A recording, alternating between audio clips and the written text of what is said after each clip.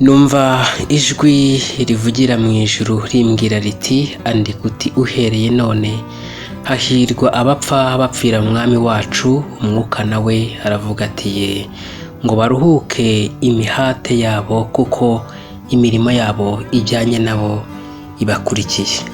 Nimuhumure Uwiteka nyirihumure ryose abahumurize kandi abakomeze.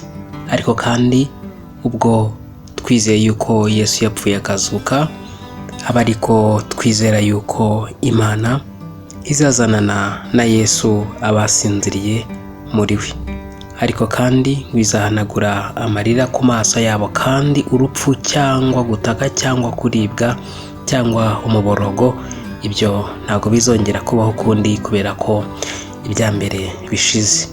Ni inkuru iteye agahinda, inkuru mu by'ukuri yanze kuva mu matwi y'abantu, mu bitekerezo by'abantu.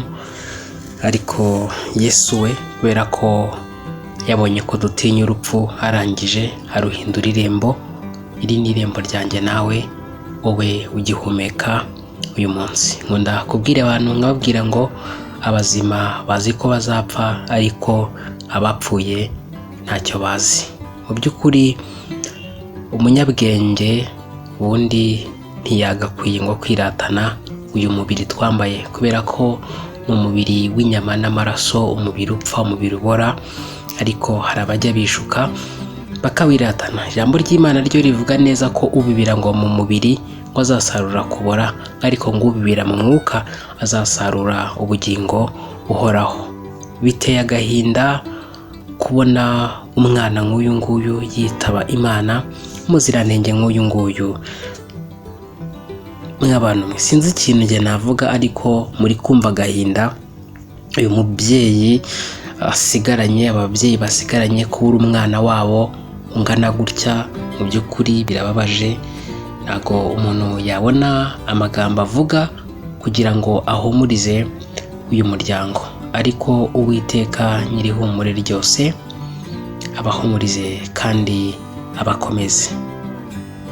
Ngira ngo uyu mwana yitwa Dembe yavutse ku itariki 11 ngire ngo z'ukwa gatandatu umwaka w'ibihumbi 2021 nibwo yavutse.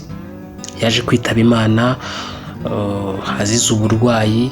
Mu by'ukuri bamwe bakanavuga ko yitaweho nabi n'abaganga, ntibamuha serivisi ko bikwiye. Iyi nkuru ikaba yarabereye mu gihugu cy'u Burundi. Mu gihugu cy'u Burundi niho iri sanganya ryaje kuza kuba ryabera.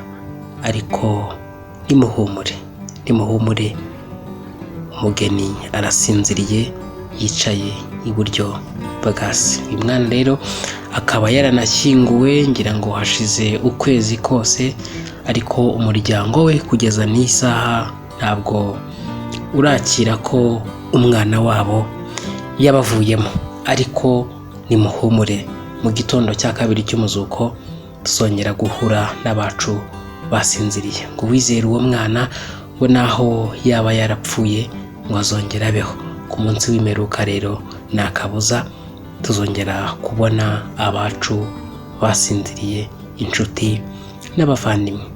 Ndakomeza guhoresha amagambo y'ihumure uyu muryango uri mu bihe bitoroshye, mu by'ukuri byo kwibagirwa ko umwana wabo yabavuyemo yisangiye uwamuhamagaye, kandi akaba ari nawe wari ufite ijambo rya nyuma kuri we, nk'uko afite ijambo rya nyuma kuri wowe nanjye.